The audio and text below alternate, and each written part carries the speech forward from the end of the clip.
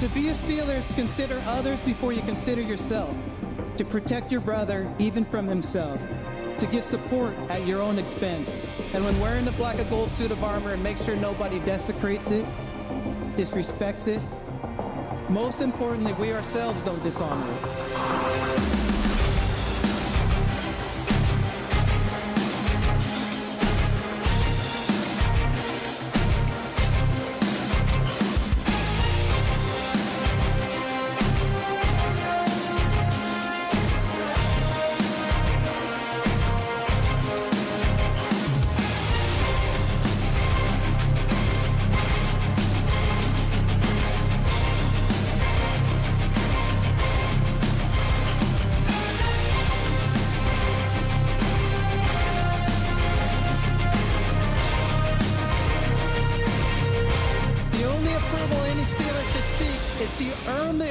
From previous legends who have donned the black and gold.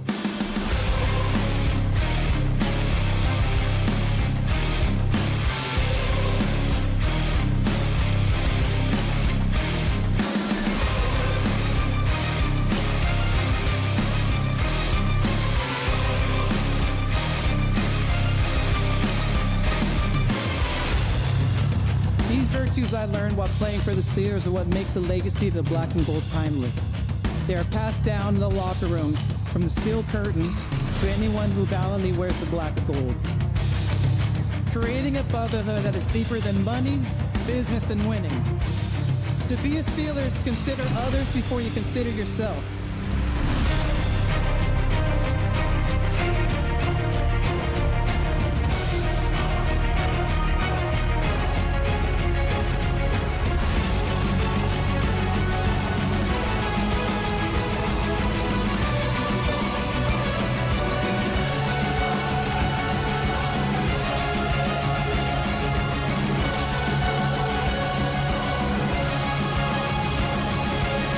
This is our culture, Steeler culture. Now, here are your hosts, Rob and Dan, the SteelTwins.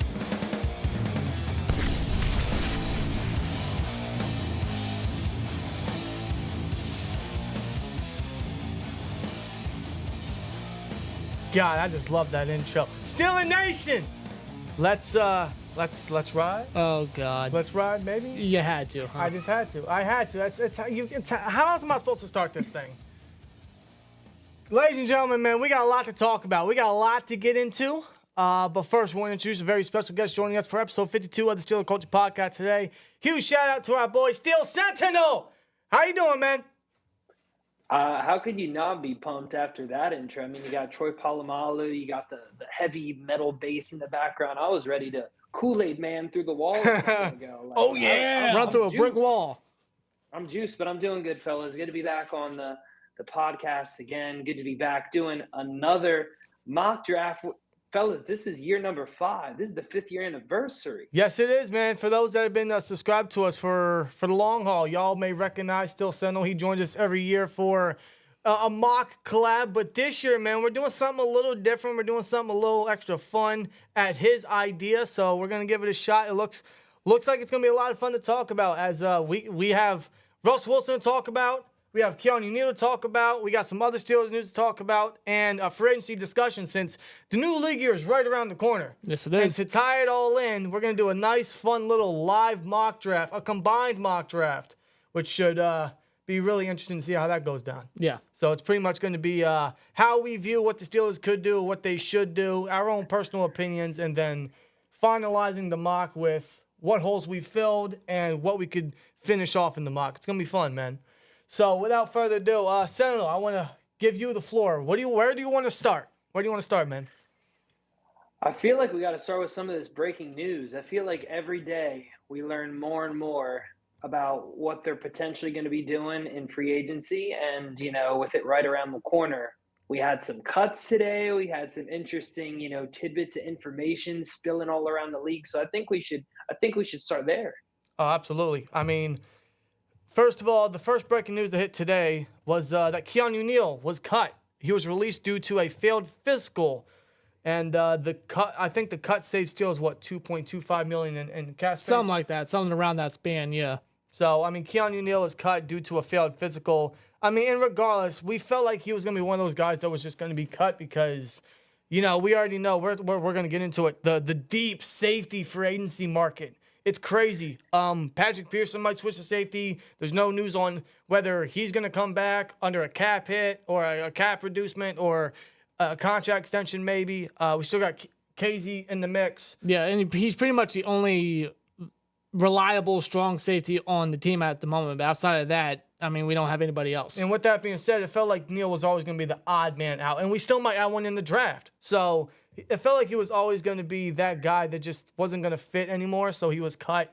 I mean, it's one of those that it's business. It's a failed physical. There's not much we can really do about it. It'll save us a little bit of cap space. He might find success elsewhere in the NFL. I mean, KZ and all, I always felt like he was just a liability last year. We knew he was going to be one of those rentals as a rotational piece. We knew safety was going to be a position we would have to fulfill this offseason. We knew that just last year. So how do you feel about Neal getting cut, man? I mean, I think it makes sense. I think anybody who watched any Pittsburgh Steelers football, not even your fanatics, could tell that this was a guy that was probably on the bubble, didn't play for half the season, on the older side of things. And I think, with the departure of Terrell Edmonds, I think that they were just looking for that thumper to play in the box and play close to the line.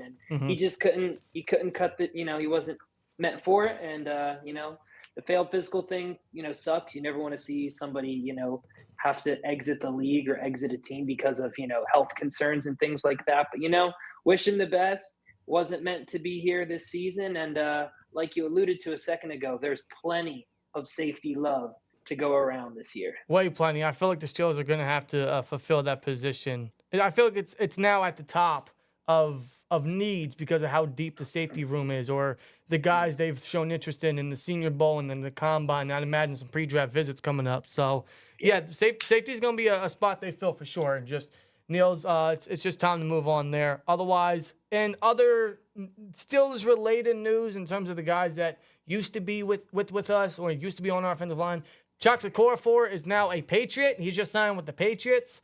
I don't know if he's going to be the starter or the backup. Maybe he'll get a chance to compete. But for me personally, I mean, that gives me a little hope that my own personal biggest free agency favorite for the Steelers to target could very well hit the market, and we can make our biggest splash possible in free agency. You already know who I'm talking about.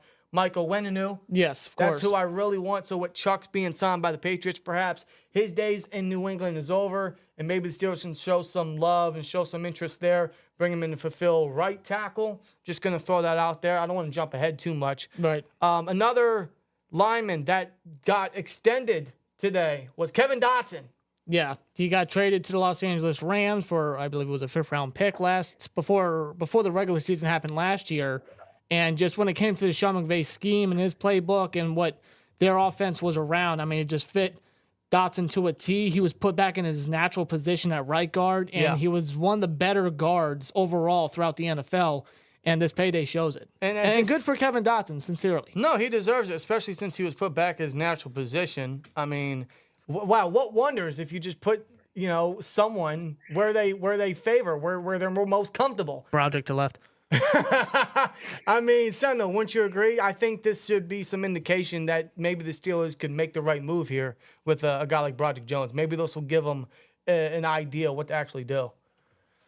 Yeah, 100%. I mean, going back to Chooks for a second, I'm interested to see if people hate the Patriots as much anymore now that they're not good and Belichick's not there. Like, they're a whole different franchise now.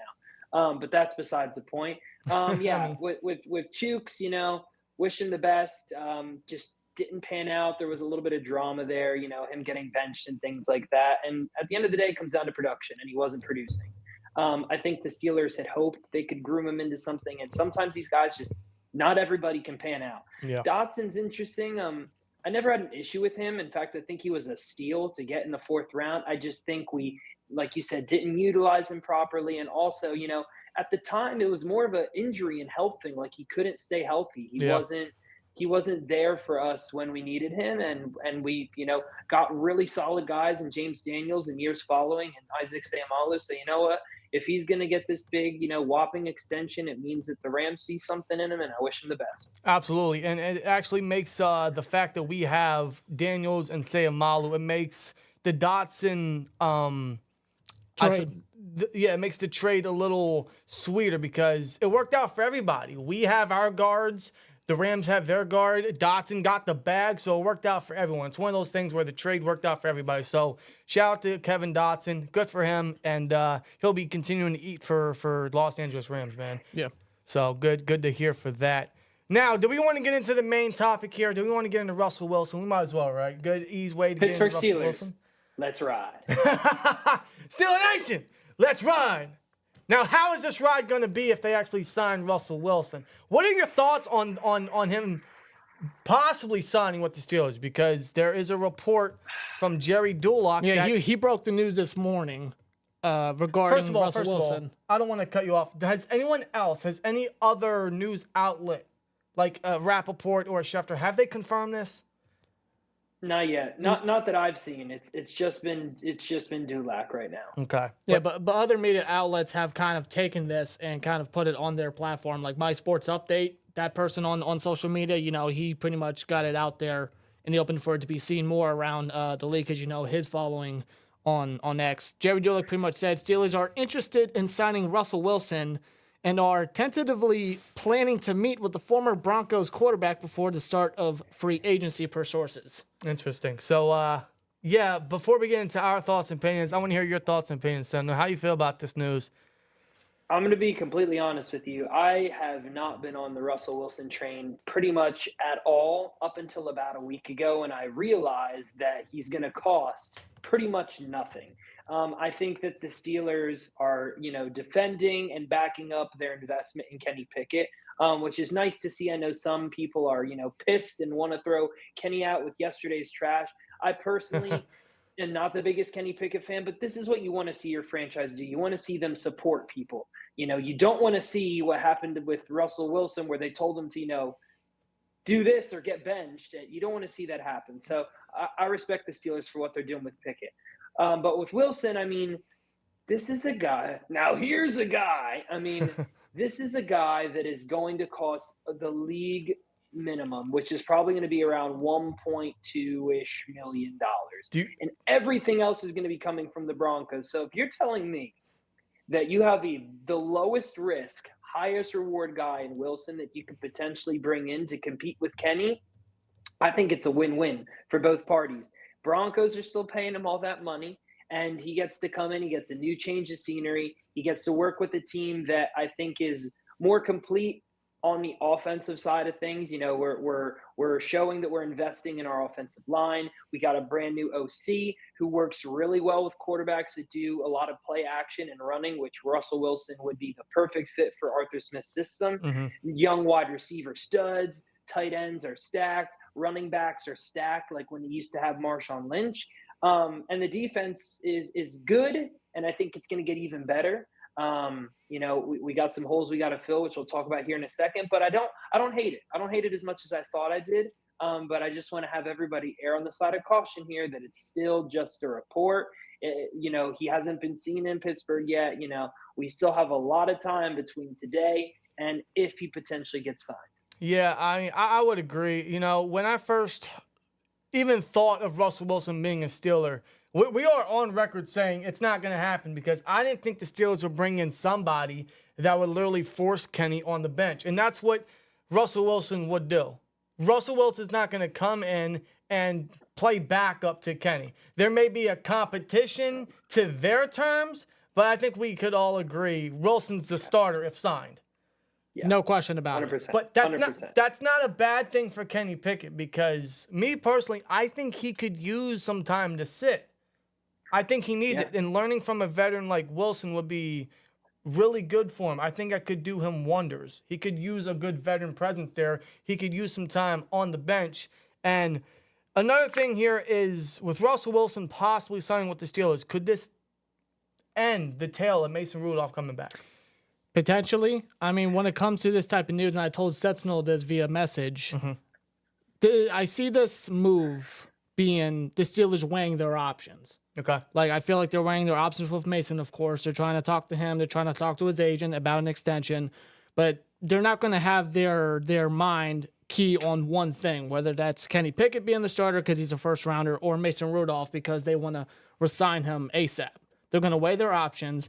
They're going to look at free agency pool. And right now, Russell Wilson is available for discussion. The Broncos gave him permission to discuss contract terms and to sign with whatever team before the free agency market does hit, the new league year begins. Right. So they're weighing their options. They're doing what they should. They're doing the due diligence. They're keeping their mind open for all possibilities, as they should. And that's what Khan has really pretty much told everyone is he's keeping any and all options on the table, and his main job is to make this team a better football team. And that is literally weighing every single option. Wilson is, at this point, you could say, one of the more realistic, because of the report, one more realistic and probably more favorable options. Because is he an upgrade over Kenny? Yes. Yeah. Does he, I got to ask you this question.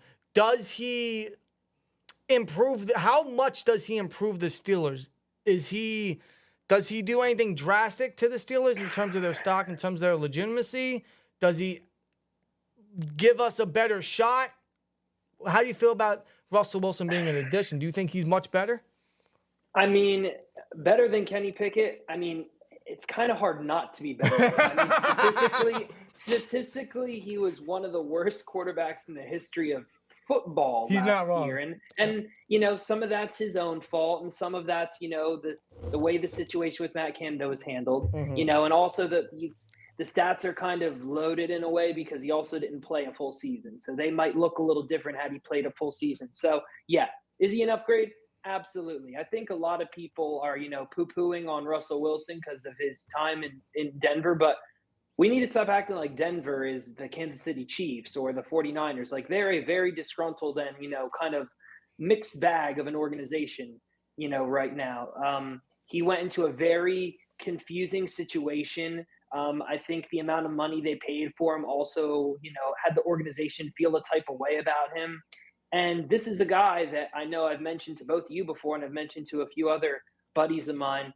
His touchdown to interception ratio this past season, for not even having played a full season, Yeah. you can't not see that. I think he threw 26 or 28 touchdowns and like 8 picks. That's, to put into context, I read this on Twitter, X, whatever you want to call it. That is one more touchdown than Lamar Jackson, who was the league MVP. And I think that's one less pick than Patrick Mahomes and Justin Herbert. So I'm not trying to say he's as good as those guys. He's definitely starting to exit his prime. But if we're going to come out here and say that Ryan Tannehill can come into Arthur Smith's system and be a potential starter, then my God, Russell Wilson 100% is worthy of starting for this team.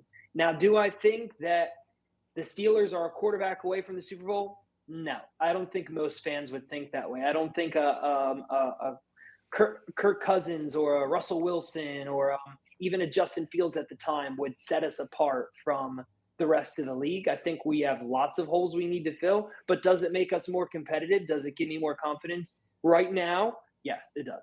Yeah, I think I would agree. Only because, yes, he's an improvement over Kenny, and arguably he's an improvement over Mason.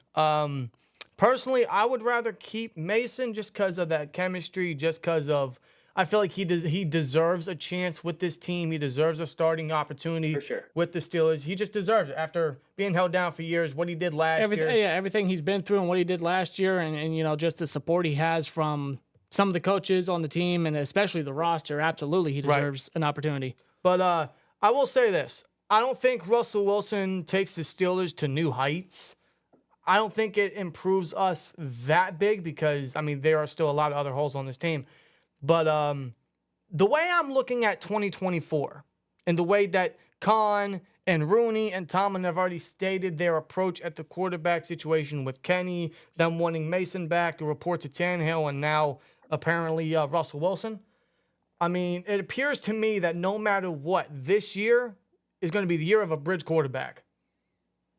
So if that's the case, maybe they can acquire the best possible bridge quarterback to give us the best season possible. Right. I know that's kind of leading into the mediocrity that we've been sitting at for years, but I mean, that's just the way that we're kind of settling in. That's the way that they're approaching the quarterback situation. It's already the year of the bridge. At least that's how I'm looking at it as of now, because I don't think they're going to trade up for a quarterback. They're not going to grab anyone that could be the future, knowing that they could bring in would be the future in free agency or whatnot. And they're definitely not going to do anything in the draft to go grab a quarterback. Right. So we don't have the future. We don't have the answer on this team before or after the Russell Wilson or free agency additions. Yeah. Right?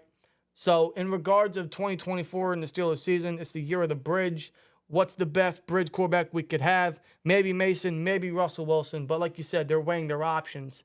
Russell Wilson is going to weigh his options. Yeah. I don't think this is going to be like a Mitch Trubisky situation where Mitch Trubisky went with his first option in free agency, and then I guess he regretted it. I mean, Steelers regretted it. I regret watching Mitch Trubisky, and now he's with the Bills again. Good fucking riddance. Swear dry. But His comments, not mine. yeah. But with Russell Wilson, there is interest. It's according to the Jerry Dulac report. There is interest from both sides, but we'll see if they can agree on anything. We'll see what other offers Russell Wilson gets.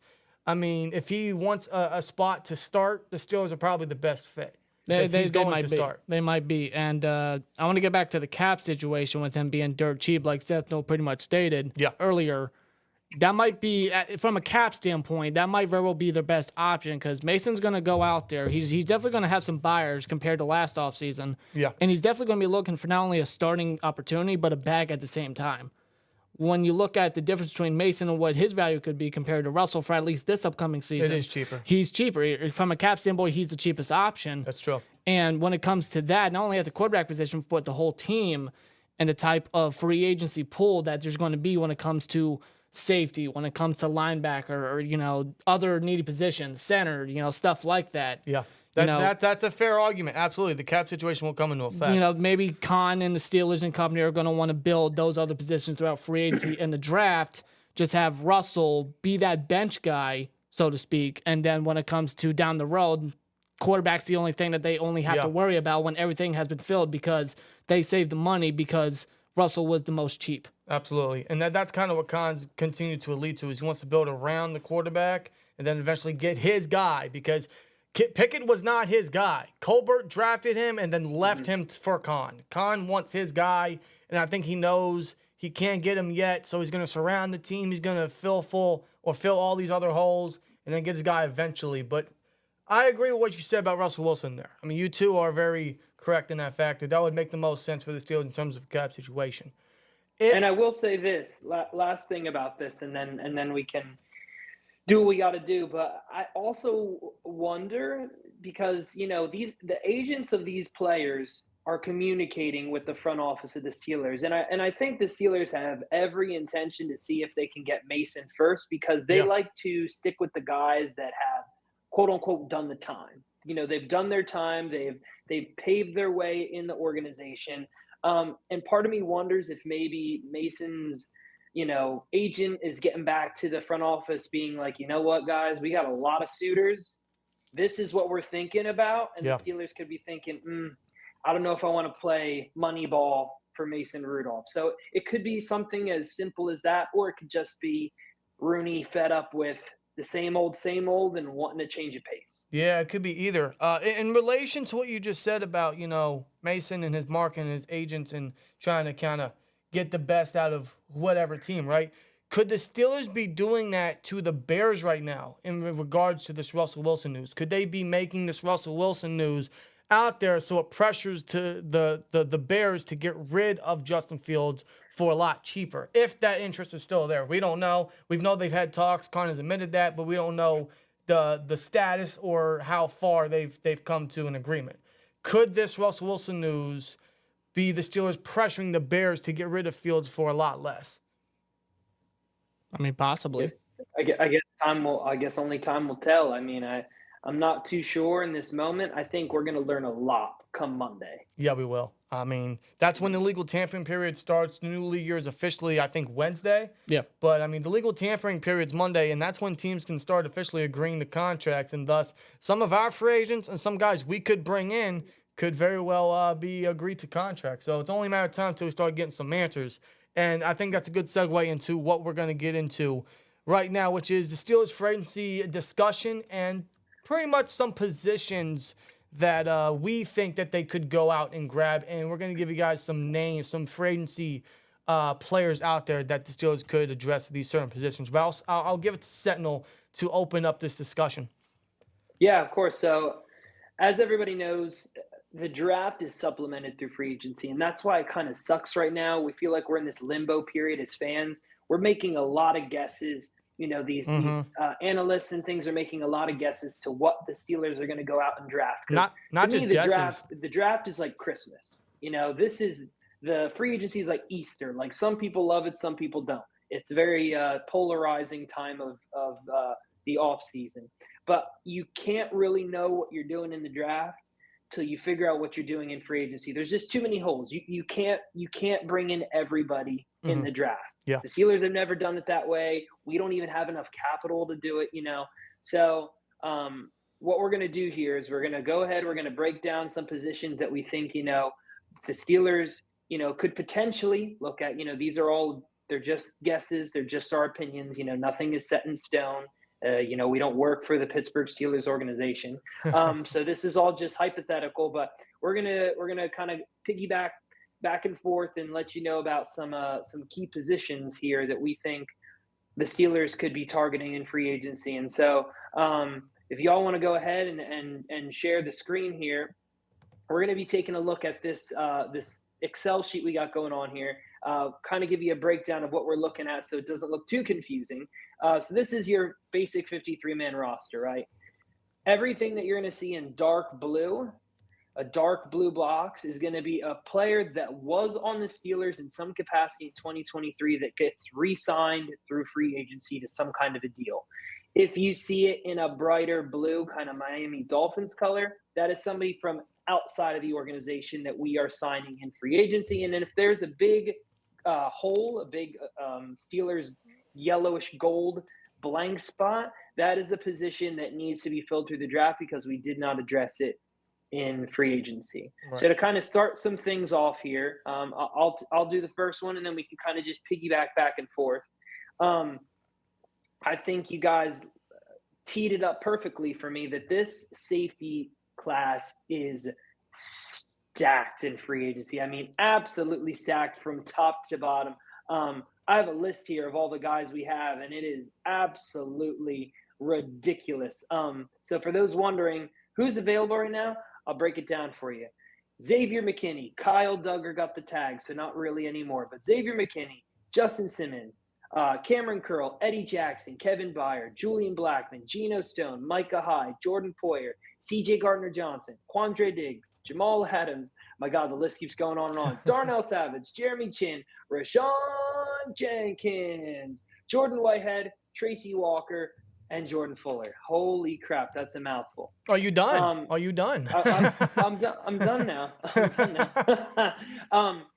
So there's a lot of guys that they can play with in the safety pool here. I went ahead and I brought back two guys. I think in the safety pool, they're going to bring back Miles Killiver, right? This was a guy that was a Pro Bowler this past year. I think he had the most blocked punts or blocked kicks in all of the NFL. And the Steelers think highly of that. I know special teams might not seem like that big of a thing, but this is also a guy that was a captain, you know, so I think that he's going to be someone that they're going to bring in just for purely special teams and what he brought. Also, I think Eric Rowe effectively kicked Keanu Neal out of Pittsburgh. I mean, we brought this guy off of the couch, you know, the whole clip of Mike Tomlin saying, you know, get up off the couch. We got these guys off the couch. Eric Rowe is one of those guys. I mean, you have all these injuries at safety. You bring in this guy who I liked back in his time with Miami, and he came in and he played lights out. I mean, that guy was flying in from deep in the backfield. I mean, flying to the line of scrimmage. And you can get him on a vet contract, very, very cheap. I mean, no one's going to be calling up looking for Eric Rowe. He was on the couch, for God's sake. Like, I think he knows at this point in his career, I'm going to stay here, maybe have another year or two, and then I'm going to dip out.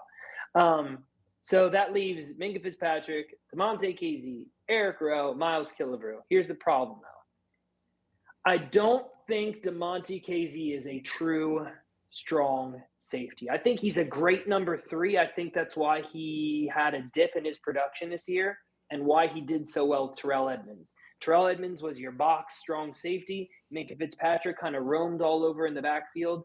And then you had KZ kind of lurking in the middle of the field. And so I think that they want to get back to that system. So in my opinion, the guy that I took for the safety position, because I think he's young, because the Steelers need to get young on defense. As much as I would have loved a guy like Eddie Jackson, he's a bit older. He's a bit long in the tooth. As much as I love Justin Simmons, and I know some of you are banging on the screen thinking, we need Simmons, he's going to command a lot of money. Do you really want to put that much money to one position on defense when there are so many other holes to fill? You know, so a guy that I think is equal parts young and talented and ready to make a comeback, and also, you know, not going to cost you a boatload of money, is CJ Gardner-Johnson. I mean, that guy just screams early 2000 Pittsburgh Steelers. Like, that's the kind of guy that would have been there with Peasy and with Troy Polamalu, just like gritty, tough, you know, a little bit of an attitude, but not too much. I know there's some injury concern, but he's fully recovered from his injury that he had this past season. And I think overall, you know, this is a guy that could come in and he could be a great 3-piece safety tandem with Minka Fitzpatrick and with DeMonte Casey. And then you take your other 2 guys I'd mentioned, and Eric Rowe and Killebrew, and they're just very specific roles.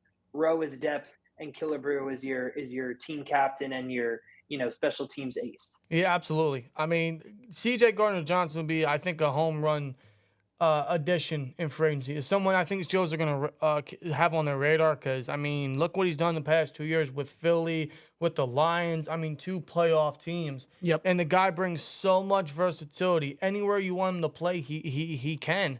You want to play deep. You want to play him in the box. You want to play in the slot. You want him to blitz. This guy is an all-around, do-it-all safety. So I think he'd fit strong safety perfectly. Yep. He'd be good in the 3 safety sets. You know, there's so many of those guys actually in free agency that I think the Steelers are going to target. In fact, I think we all agreed that, man, that just how deep the safety free agency list is, which is the deepest I think I've seen it ever, they have to sign somebody, man. They just have to. They got to. I mean, they gotta finalize, they gotta fill the strong safety role via free agency because it's not going to break the bank. But you can find a very serviceable starter alongside Minka. Of course. And a pure strong safety. CJ Gardner-Johnson's probably up at the top of the list. I know there's Poyer, there's Simmons, there's Jackson, there's guys like that are older and are going to cost more, which is why I really like his approach with CJ Gardner-Johnson. I'll throw a couple extra names out there just for my own personal hopes. Jordan Whitehead, former Pitt Panther, Pitt kid, Steelers know all about him. Cameron Curl from the Commanders, he's done well for them. Terrell Edmunds. Terrell Edmunds, obviously. I mean, I got to throw him out there. I think we can do better, but I just got to throw him out there. Yeah, I will say, like, I picked Gardner-Johnson because, you know, I just think we got a lot of other positions that we're going to need to fill in free agency. But if there was one guy I'm pushing all the chips in on the table for, it's Isaiah Simmons, or a great consolation prize is Cameron Curl. Not a lot of people probably know Cameron Curl, but if you want someone who's going to give you like Terrell, like a high grade Terrell Edmunds vibe, like tackling machine, you know, not a lot of picks, but a lot of passes defended, gritty. That is the guy for you. I just think he's going to be a little too expensive for us. But if we had all the money in the world, he's the first guy I'm going to. Probably even over Isaiah Simmons, just because Curl plays the more natural, strong safety position. Isaiah Simmons is kind of in that free safety, kind of Minka Fitzpatrick world, but he's good enough that you could have him do whatever. But also, Cameron Curl, I think, is like 24. Yeah, like that's bonkers, bro. And he has tons of starting experience for a 7th rounder. I mean, Yeah, he's that's so crazy. underrated. I know Rob liked him a lot coming out of Arkansas. Yeah, so. I was a big fan of him. I thought he was one of the biggest sleepers of his draft class, and he's shown it throughout his years with the Commanders. And I think he's only going to continue to show it with whoever he signs. Yeah, I think that'd be a decent splash, but you might be right. That might be a little too pricey for our own budget. So, yeah, C.J. Gardner-Johnson's definitely a good consolation prize. So It'll be a slam dunk signing. yeah, definitely. Any other position you want to address real quick? I mean, while we're in the secondary, we can really talk about, a little bit. We'll round it out in the secondary. So right now you got Joey Porter Jr. He's your young buck. He's your stud. I don't think they're going to get rid of Patrick Peterson. They may ask him to take a bit of a pay cut. I think this might be his final year in the league, period. I think he wants to end on a high note. I don't think he wants to have to go somewhere and start all over again. And I think Mike Tomlin respects him too much to do that to him. So I think whether he plays slot, he starts on the outside, he goes to safety, he'll be on this team in some capacity, and then you have a bunch of the unprovens, Darius Rush, Corey Trice with his injury. Darius Rush only started, I think, one game last year where that interception went right through his hands. Yep. Titans game. We still have a super, super, super talented guy that I just think hasn't had all the pieces clicked together in Kalen Barnes from last year's draft. Yeah. Luke Barku is another name. So a lot of those guys they'll bring back as kind of, the fifth, sixth option. I think they'll bring back James Pierre, one, because he's going to be stupid cheap. And two, because no one's calling up and asking for James Pierre. You can get him for close to around $1 million.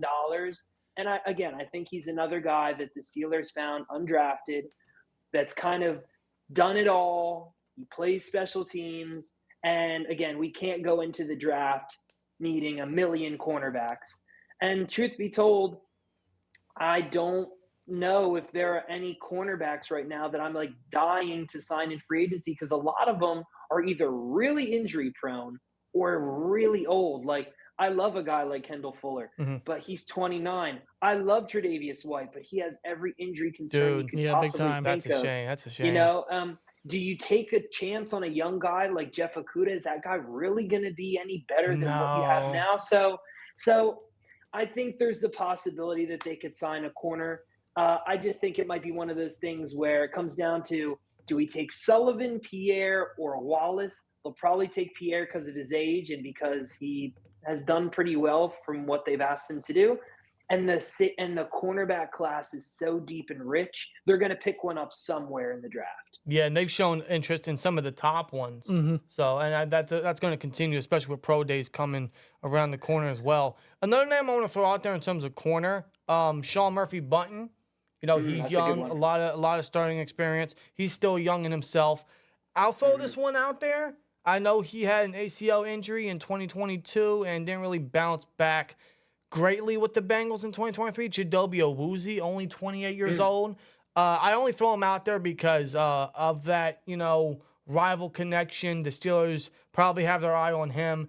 He has that starting experience. And I don't think it would force the Steelers to take cornerback early, but they could still take corner, and very much like they did JPJ, a guy like Awuzie could allow them to take a corner round 2, round 3, maybe round 4 if someone falls enough. Yeah, I could see something like that, like somewhat of an insurance type of signing, like Pat Pete kind of was last year before we selected JPJ. And then if his medicals pan out, he could start the first half before inserting that rookie, very much like JPJ all over again. Yeah, I could see maybe a short-term type of deal they could do with Awuzie, just to see if his medicals pan out right, just to see if he can get back to that level of what he was back when he was a Bengal and everything like that. Yeah. I could see something like that. If his medicals and pricing turns out, I think he'd be a decent signing there, and he would be solid depth if worst case scenario. Right. So I'll throw that name out there.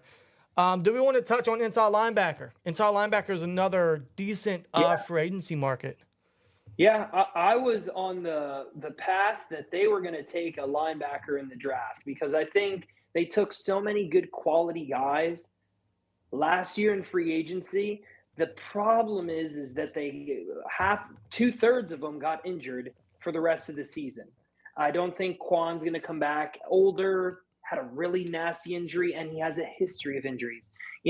Cole Holcomb, this is like my dark horse potentially getting cut from the roster guy because this is a guy that had 2 back-to-back knee season-ending injuries. Like, you can't – the best players are the ones who are available to play all the time. And Khan did mention, not to cut you off, but Khan did mention in his combine interview, he's comfortable with Holcomb returning, but they don't know a timetable for him.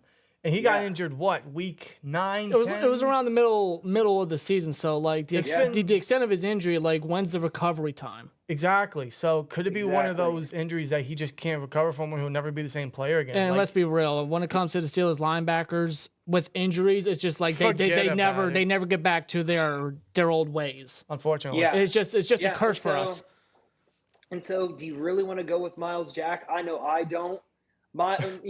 Walker, the kid that we got from a practice squad, like, he was serviceable, but not a starting person. Mark Robinson, he's still a developmental guy. I don't even know if he makes the roster this year. Like, I don't feel super confident that he's shown enough to, like, warrant a starting position. So, again, there was a world in which I thought they might have taken, like, an Edgerrin Cooper. It came out that they were really, really impressed with him. Or, they, as much as I don't like him, they love their Michigan guys, so maybe a Junior Colson. But then the Jerome Baker stuff came out. Yeah. And I think that he is somebody that he's not going to be like a Roquan Smith, right? To me, there are 2 types of football players. They're the aliens from outer space, like Roquan Smith and DK Metcalf, that were, like, built in a test tube, right? And then there are the other players that are just, like, solid. And I think the Steelers just need a consistently solid level of play at linebacker.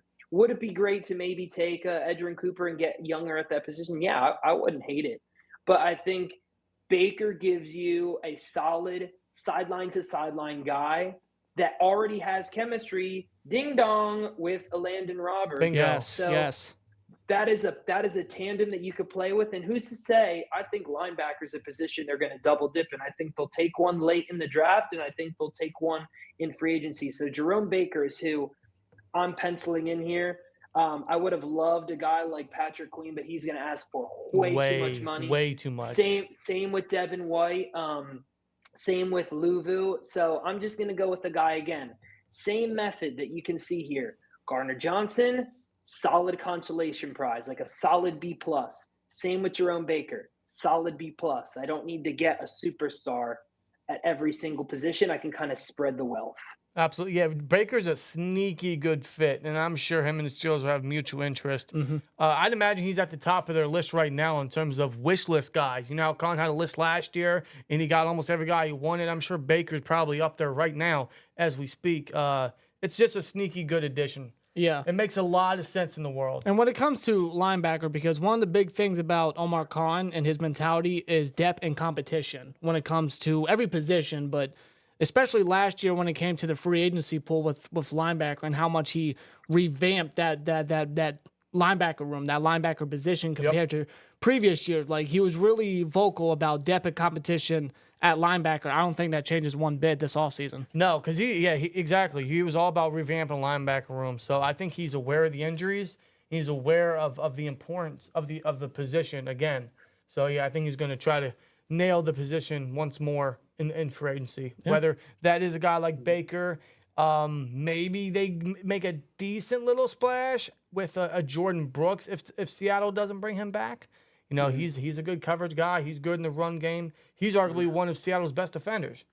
If he can stay healthy, because that's also been another thing is his injury concerns. If he can stay healthy, that wouldn't be a bad signing at all. No. Here's another underrated one I'll just throw at you. Blake Cashman. He did really of Houston, yes. He did really good for DeMeco Ryans' defense. Oh yeah. He's very good in coverage. He's got that speed to him. I'm just gonna throw it out there. I think he's an underrated fit. But I'm sure he'll have a market because the Texans' stock and their rise has everyone's eyeballs on him. Yeah. So he'll probably be getting offers everywhere. So you address safety, you address corner, you address inside linebacker. Anywhere else you want to hit? I'll finish off on defense here, and then I'll swing it over to you guys for a little bit of some offense or some special teams perhaps. But I think the last piece of the puzzle on defense that they're going to try to adjust is I think they really like Montravius Adams. I think it's going to come down to Montravius Adams or Armon Watts. And I think Montravius Adams has been there. I think he's that true nose tackle position, whereas Armon Watts kind of could be a D tackle, So I think they're going to want at least one guy on the roster to be that true nose tackle in that 3-4 scheme, which we really don't play a lot of. And as much as I dislike the fact that he injured the GOAT, TJ Watt, I think that he is a solid player, and I think they need to keep one of those two guys. Again, I don't think they can enter into, the draft with Old Man River, Cam Hayward, Larry Ogunjobi, who's like the guy from SpongeBob who's made of paper skin and glass bones. Yes. And really only have Keanu Benton as a solid piece. So I think they'll bring back Montravius Adams purely for depth again. Uber cheap. No one's ringing up wanting this guy. He's not going to be highly sought after. No. I think him and or Watts will be back. I don't know who it could be. Either will be very good because they both have starting experience. Watts was very underrated last year, so either one's a good bring back. Yeah. I think that also says a lot about DeMarvin Leal and his future. I think he's going to be a cut. And off camera, Rob and I have been talking about it. We don't have a fifth-round pick or another mid-round pick. Could we trade Leal if he has any value? I mean, Tomlin in his end-of-season press conference didn't have a lot of kind words to say about Leal. So could he be the odd man out? Maybe they pick up another nose tackle in free agency somewhere if they really desire to. Leal's gone. Yeah. Like his future in Pittsburgh is not looking bright. So could they trade him for some day 3 capital, whether that's 5th, 6th? I'll just throw it out there. Right.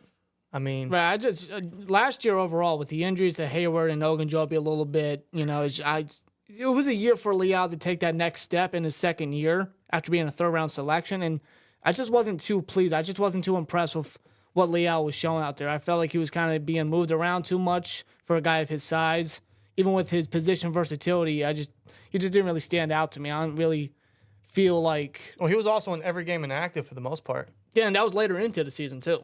Yeah. So that goes to show, early into the season, he got the opportunity. He just didn't perform. He didn't stand out. Yeah, he said this to be exact. He said there certainly is, but he's got a component of that. Tomlin said of plans to get him more involved. Obviously, we put helmets on guys that we think are best positioned to help us secure victory, and he hadn't been a component of that, so he's got some work to do. That's coming from Mike Tomlin. Think of him how you will. Yeah. That's coming from Mike Tomlin. That's coming from the head coach. If that don't light a fire under you, bro, then you might as well get out the sport.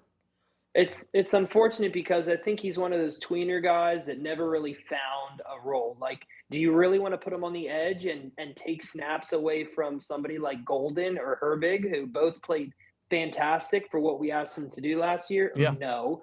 Or do you want him to take away reps from a guy like Keanu Benton or Larry Ogunjobi? So it's like when we asked him to kind of step in and be that rotational piece to rush the passer, which I think he's more built to do, to be kind of like a bigger or a slower D end, he didn't really show anything. So I think if Loudermilk's made it this far, I think Leal will probably at least make it to the end of his contract, just because, again, I don't think they can afford to be chopping and shredding people left and right. But, I mean, could they potentially maybe get like some day 3 capital, maybe a 7th, to a team that like really feels like he fits in their scheme or really is desperate for some D linemen? Right. Sure.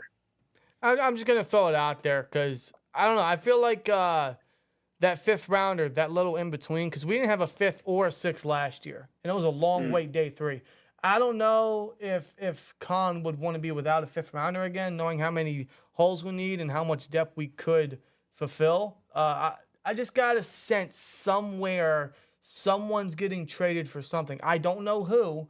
I'm just trying to mark around the roster, and he might be one of those guys if he has enough value.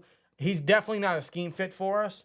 He's more of a 4-3 D lineman that can be moved around anywhere else. Yeah. So I'm just going to throw it out there. And when it comes to Omar Khan, I mean, I think he's already showcased it more than enough. Nobody's safe. No. Mm-hmm. No one's Yeah, safe. no. You're absolutely right. I want to get into the super chat real quick from Ryan Connolly. He's an STN member. Appreciate you, man. He's a $2 super chat. Says, R.I.P. Dragon Ball Z creator Akira. I cannot pronounce his last name. Akira Toriyama. Yeah. Oh no. Yeah. Damn. Yeah. Yeah. Are you serious? Oh yeah. And listen, I'm not a big Dragon Ball Z guy. But as a kid, that's what I watched. That's what I played on the PS2. Who remembers those? Yeah, the PS2 games, you know, like every morning we would get up, get ready for school. And, our older brother, you know, he would have it on, you know, just for something to watch, something for us to listen in the backfield while we get ready, and it would always be Dragon Ball Z Kai. Or when we would wait for the bus stop. That time to go to the bus stop. Yeah. That's super unfortunate. Wow. Yeah. Damn. So rest in peace to him, man. That's unfortunate. But Is it too soon to say we could wish him back with the Dragon Balls? no, it's not too soon at all. If only it worked that way, man. That's unfortunate. Rest in peace to him, man. Damn. Seriously. But I'll pass it back. I'll pass it back to you guys because I know you got some other guys that you were really high on. I think you even alluded to one of them earlier in the pre-show. I sure did, because one position I am so hopeful that the Steelers fill in free agency, that they grab in free agency, is right tackle. Because you know how much flexibility that would add early on? Like, I know tackle, the class is great, especially day one. Day two, you can get someone that could sit for a couple weeks, maybe a half of the season, and then fulfill. We wouldn't be shocked if they still start Dan Moore at left and Broderick at right, and then eventually move Broderick to left, and then start whoever they draft at right tackle. I mean, that could be a day one, that could be a day two pick. Very much like Broderick last year. If they draft a right tackle, I wouldn't see him being a day one starter when he probably should be. But seeing how the Steelers ease their rookies in, I mean, it could very well be the same. I say they take their time with it, but yeah, I get what you mean. But I would hope that they fulfill right tackle in free agency, because that adds so much flexibility. That will fulfill a hole, and that'd be a great splash and help solidify this line. That way, all you got to worry about is center. Yes. The biggest, And not to mention the fact too that, you know, do you really want to bring in another young guy so that both of your bookend tackles are a year two guy and a year one rookie? Yeah. Or say you give Broderick Jones a really big contract, he gets, you know, the 5th year option. Do you want the next year to have to pay the other guy a lot of money too? Like, it just financially doesn't make sense. That's a great thing to point out. no, there, you're right, because eventually someone would have to walk. We just aren't. Yeah. We aren't financially stable enough to sign every single one of them. No. Especially the tackle position. My goodness. So Yeah. I would rather make the splash now while we have some salary cap to still create, but I think we can still. Omar Khan, I trust him in that factor. The one guy I really want is Patriots right tackle / guard, but more so right tackle, Mike Onwenu. Yeah. I really want him. He's one of the top free agent candidates out there. He was not franchise tagged by the Patriots, thank goodness. No, Kyle Duggar was, like Senno alluded to earlier. Yeah. So that gives me hope, and they signed Chuck. That gives me hope he's going to be on the market. Steelers need a right tackle. Maybe I'm getting my hopes up too high, but this is the main guy I want. Out of every free agent, this is at the top of my wish list. Yeah. Michael Onwenu. He's a great right tackle. I know he started off as a guard and then eventually switched to tackle, but he was a lockdown tackle on the right side for the Pats last year, and has been for a couple years. Yeah. I mean, I feel like he's finally found his hot spot, his ceiling at right tackle. He showcased that last year, hence why he's one of the biggest free agent candidates out there. And we know right tackle is a big need. You know, you move Broderick over back to left, and he's young. 26 years old with a lot of starting experience. It would kind of fit with what the Steelers have added in free agency with their offensive line in a number of years. Nick Herbig. Nick? Yeah, Nate. One of them. Nate Herbig. Nick's the stud. So is Nate, don't get me wrong. Young depth with a lot of starting experience and versatility. Same thing with Mason Cole a few years back, right? Same thing with James Daniels and Isaac Seumalo. I mean, it would fit with how they've been addressing the offensive line for agency the past number of years. It fits that trend, and I think he's one of the top tackles in free agency, and that would be definitely one of our biggest splashes.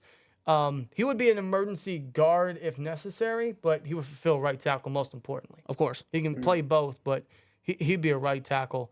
If we can't sign him, the tackle group in free agency doesn't look great. I cannot lie. I'm not enthused by anyone else at the tackle position. I know there's what's his name from the Raiders? Jermaine How would you pronounce his name? Hold on. Illuminor. Yeah, Jermaine Yeah. Illuminor. Yeah, he was a swing guy early in his career, but then when he got to the Raiders, he really started to get more involved in the starting role, and he really found his sweet spot at right tackle, and he's been holding that role for the past 2 years. He's actually been a solid, productive tackle for them. But I think first the Raiders are going to prioritize him, especially under Antonio Pierce. And I think he's going to get a bigger market. And he might. Trent Brown is another one, but he played more so left tackle for the Pats And he's last old. year. And he's old and has injury issues. Yeah, the injuries worried every little crap out of me. So What about Jonah Williams? not a fan.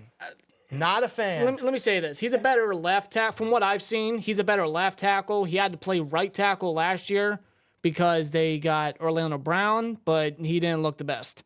No, I don't want to put the whole blame on him, but he played a big part in why Burrow got hurt. And he allowed what 6, 7, 8 And sacks last year. if you look at the stats, the sacks he's allowed and the constant pressures, we've seen enough of that on the offensive line. I'm Yeah. sorry. I get why you throw his name out there. I was gonna throw his name out there as well. I mean, because listen. you have to throw his name out there. He's out there. He's a candidate, and let's not forget he does have first round pedigree. He does. He has that position versatility. He's young, starting experience. He has all that charted down. I just don't think his production is there. No, neither do I. I wouldn't be surprised at all if the Steelers sign him though, just because he has that rivalry component to him. I mean, and everything we already just noted. Speaking of linemen here, there's a position and a guy that I think is a very polarizing one right now. I don't know why Steelers fans have been getting so bent out of shape about this center position. Like some people are so gung-ho that the Steelers need to take a free agent first off, the free agent center market is very top heavy. There's like two or three guys that could be starters, and then there's everybody else. Yeah. And I know a lot of people have commented in the past saying like, why would you get a backup center in free agency? Who's going to start? In my opinion, I think center is one of those positions that they're going to find through the draft. I think that they've shown plenty of interest in the interior offensive line, whether it be at the Senior Bowl, the Combine. You're going to see it at the Pro Days coming up, and you're going to see it at pre-draft visit. In fact, I think y'all were telling me, I think Zach Frazier's already potentially got a top, pre-draft visit with the Steelers. So that is scheduled, yes. If that's true, I mean, I'm not going to be shocked to see if 2 or 3 other guys, maybe 4 guys, come in for those pre-draft visits. But I think the Steelers are going to make sure that they at least have someone at that position. So when the draft starts, they're not overly desperate. Exactly. And there are 2 guys that kind of popped up on my radar based off of youth, based off of Arthur Smith being in the system that they were in. And the guy that I ended up going up with is Matt Hennessy. You probably never heard of him. He was the center for the Atlanta Falcons, again, when Arthur Smith was head coach there. He's someone who's got all the measurables you want. I think he's 6'4", 6'5". He did have an injury. An early season-ending injury last year. I think it was in preseason even, like long time ago. So he's healthy by now. And I think between him, who's not going to cost a lot of money, and, James Daniels, who has experience doing center, and Nate Herbig being experienced in center, and Spencer Anderson, you have enough guys to cover that backup center position. If your secondary center option is playing on the football field, you're kind of screwed regardless. Like, you don't need 2 starting guys. There's also Aaron Brewer from the Titans. That's another guy, but I think he's going to want a little bit more money, and I also think he's a little short for what I want in a center. I don't want a 6'1" center, in my opinion. I don't think shorter centers, cough Kendrick Green, do very well in the league. We don't want another undersized center, do we?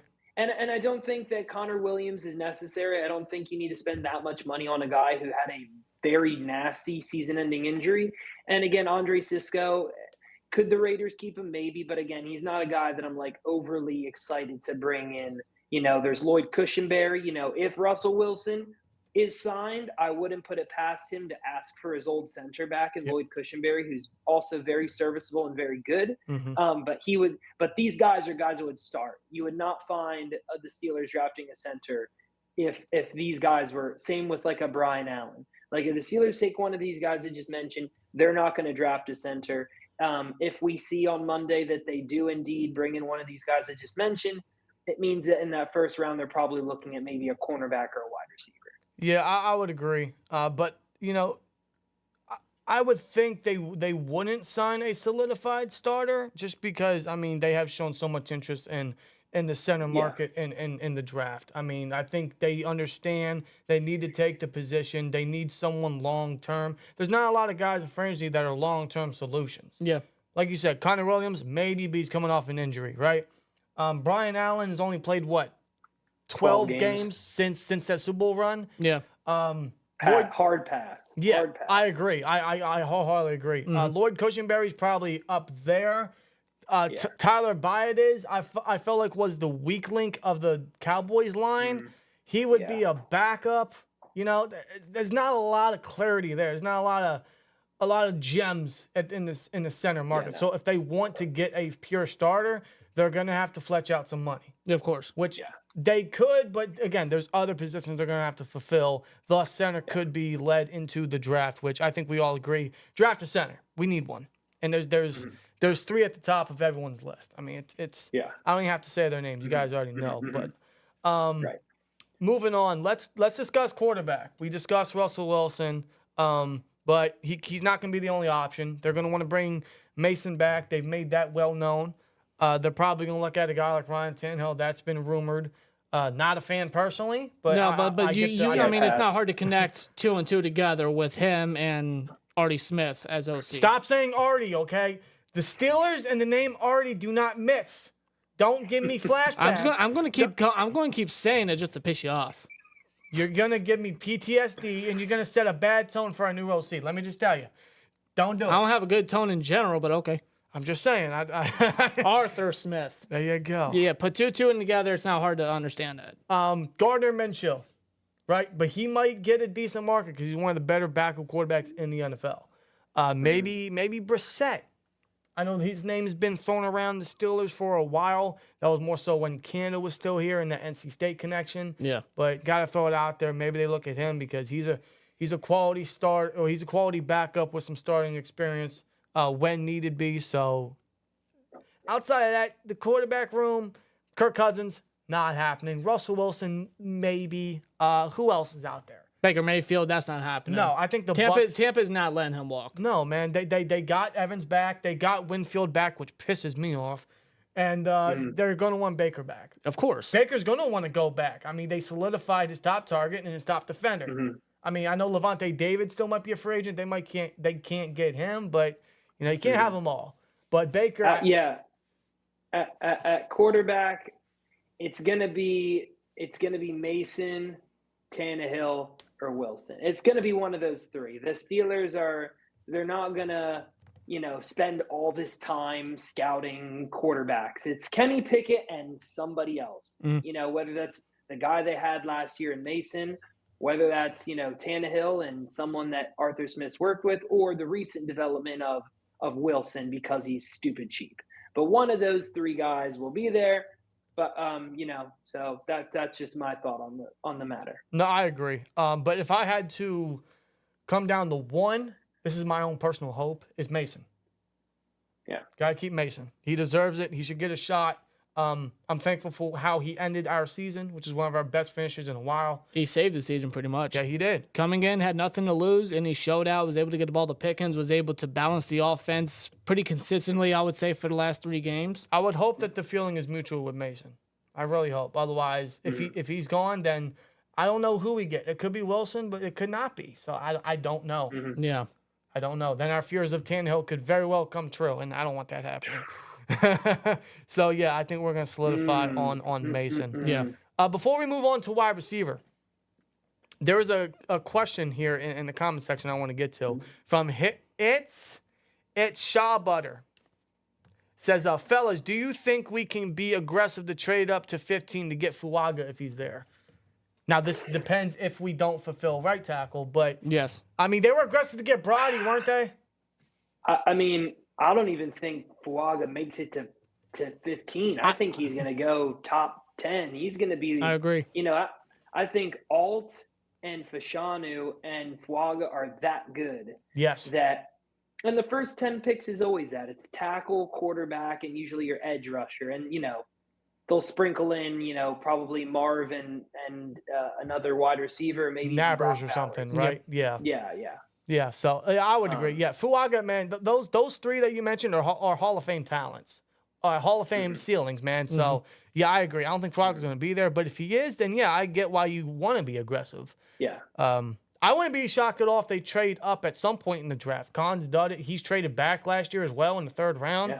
Yeah. So anything can happen with Khan, man. He's already let us know about that. That could also lead in with wide receiver because Allen Robinson's still on the team. There's been no mention of what his update is on the contract talks or him being back under a reduced cap hit. Yeah, it's just quiet when it comes to Robinson and Steelers, what's going on at the moment. Like, I get they want him back, and it's fine to have him back, but it's like, is it that much that you want to keep a $10, $11 million cap hit? You save $10 million right now by cutting him. Going into the offseason very early, I mean, it was one of those no-brainer releases. Like, you cut him, save $10 million, and use that money to get another wide receiver or a depth guy, whatever, or to whatever position. I can see why they want to keep Allen Robinson, and I don't necessarily hate the idea of keeping him. It's just if they can come to terms on a restructured deal, a new deal, whatever. They have to come to terms, but they got to do it quick. And the reason we bring this up is because it is still the topic there at receiver outside of the Deontay Johnson trade rumors. But also, regardless of what they do with Robinson, they're still going to add a receiver somewhere, whether it's free agency, the draft, or both. So whatever Allen Robinson's future is, it has no judgment, no difference on their approach at wide receiver. I think they're going to add one in free agency. That doesn't mean they won't add one in the draft either, but I think they add one in free agency because they need extra depth. We only have 4 receivers. At the moment, yes. We need that extra depth, and we need that extra insurance, that extra outside versatility with that blocking ability that Arthur Smith adores in his receivers. There's a couple that I've added here. I added 4. Okay. I added 4. I'll mention 4 names, then we'll come to a conclusion. One of them is Noah Brown, who had 2 decent years with the Cowboys and was a very good blocker for them, and what he was able to do for Zeke and Pollard when they were there. He's a good run blocker. He's got decent size and some versatility to him. Matt Collins clearly has experience with Arthur Smith. He has great size. He's a strong body. He has a stout build and has some big playability to him. So he's good depth. He can play on special teams. Josh Reynolds. Yeah, of Detroit, yeah. Lions, yeah. Yeah, Josh Reynolds has always been a good backup. He's always been a good depth piece for especially Jared Goff. He's always, without a doubt, he's always been that solid hand for Goff with the Rams and the Lions. Great size, good speed. Couple drop issues here and there. I kind of feel like that could be toned down a little bit. Especially in the championship game. That was most evident. Yes, but Reynolds, as far as the depth aspect goes, I mean, I feel like he would just fit like a glove. I really do. Yeah, and because of that size and the way he plays that depth piece is him in special teams and as a blocker. Keep that in mind. When it comes to the receivers, I feel like they're going to really look at that as a main asset to bring into the receiver room, mostly because of that Arthur Smith fit. Yeah. You saw that in Atlanta the number of years with like we said, Matt Collins, like a Drake London, like even a Van Jefferson last year. I know he didn't get a lot of targets. They traded him, I think, what was it, at the trade deadline or something? He didn't get a lot of targets, but he saw a lot of special teams time. He has that big playability to him as well when given the chance. I doubt he'd see a lot of field time, but he would be a depth piece that has a little chemistry with Arthur Smith and has been around the league and has played with some really good quarterbacks. Yeah, I can see why you say that. But out of all those 4 names, which those 4 names don't excite you. They don't jump off the list, no. But the Steelers aren't going to go out there and grab like a Ridley or Odell or any other of these big receivers. Tyler Boyd, I would love Tyler Boyd, don't get me wrong. I think Tyler Boyd would be a great addition. I don't see it happening personally. No, he's going to get a big market. But if I had to come down to one of these guys, I think Matt Collins. You think Matt Collins with Robinson staying? Yes. And then so Robinson stays under restructure, and we still add receiver depth. That's what you believe. Yes. And you think that's Matt Collins? Yes. Okay, I can see that. Because of the Arthur Smith connection. Okay. Mm-hmm. I could absolutely see that. That definitely has a bearing on some of our additions in recent years. Yeah. And you know, we're gonna want to try to comfortably bring in guys that have worked with Arthur Smith and make Arthur Smith comfortable in the OC position. Yeah. And that's giving him guys that he has familiarity with. So I'll throw that out there. Otherwise, I guess there's nothing else other to say than punter. Yeah, because we have no punter. It's vacant. It's absent. Harvin's no more. So when it comes to starting punter, I mean, we had a list of candidates right here when it comes to the free agency wire. And we listed down 4 names. I feel like they're pretty reliable punters. You know, they were pretty good at their own aspect. They got some recognition around the NFL throughout recent memory. I'll tell you right now, every single one of these is an upgrade. Just easily. Number 1 is obviously Tommy Townsend, Chiefs punter, who may not be there any longer because they signed the punt god. Yep. So Townsend may be walking. He may not be leaving. Or he may be leaving. He may not be staying in Kansas City. But during his time in Kansas City, I mean, he was always a very consistent punter, in my opinion. Very reliable, pinning teams down. Ozzy. Big time. Another punter I'm going to throw out there, and he's more of a veteran, to which I could see the Steelers kind of leaning towards, is Cameron Johnston of Houston. Former Eagles punter, Texans punter. You know, another guy that's gotten recognition. Solid punter, good boot. Again, veteranship. I could see the Steelers, again, looking at that aspect. Going to throw his name out there. Rigoberto Sanchez, he was the Colts punter, or is the Colts punter. You know, good foot as well. He, I believe he was coming off an injury, I believe, last year, or 2 years ago, technically, but last year came back, had another solid, productive year. I believe he's actually a former Pro Bowler, if I'm not mistaken. Last punter is former Browns punter Corey. I can't pronounce this man's last name, so excuse me. Corey Bojorquez? Corey Bojaquez. Yeah, that guy. You're on your own. Yeah, exactly. Corey Boj. Bojo. Corey Bojo. You know, a very good punter. You know, I've heard a lot of solid things from Browns fans about, you know, how, considering how the Browns offense was with them in quarterback purgatory with all the injuries and benching and whatnot that they've been dealing with, you know, with what Corey was able to come in and do and pin offenses deep for what the Browns defense was able to do consistently all year. I mean, you know, guy had a pretty solid year, but I think the punter we're going to go with is of course, number 1, Tommy Townsend.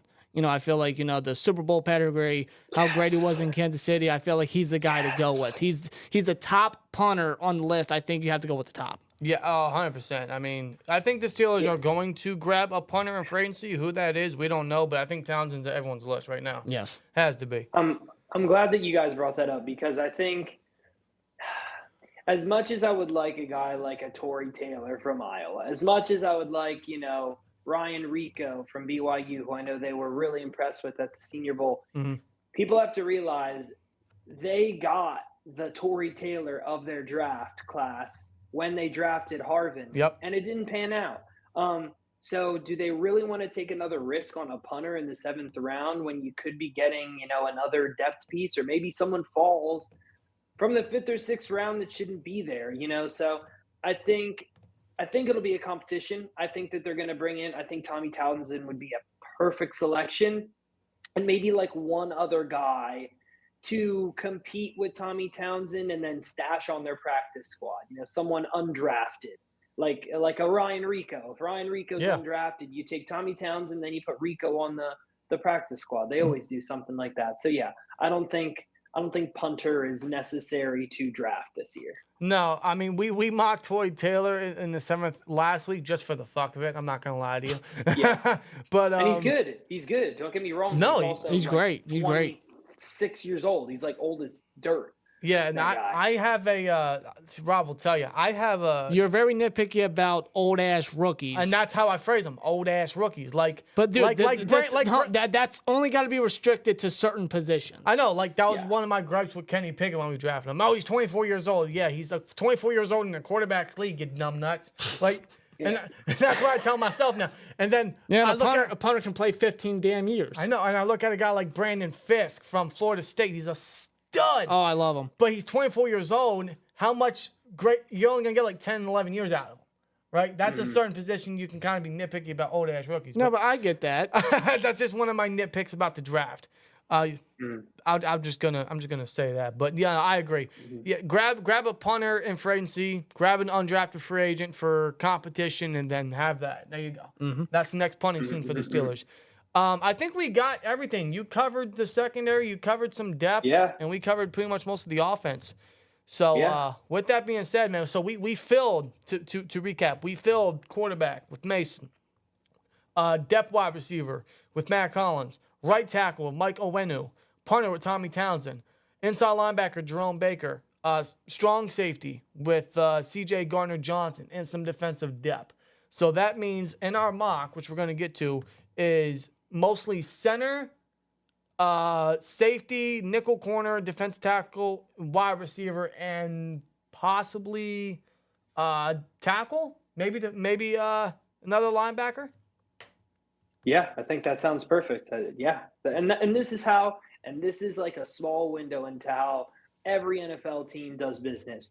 You start with free agency, and then everything else you get in the draft. Yes. So let's do it.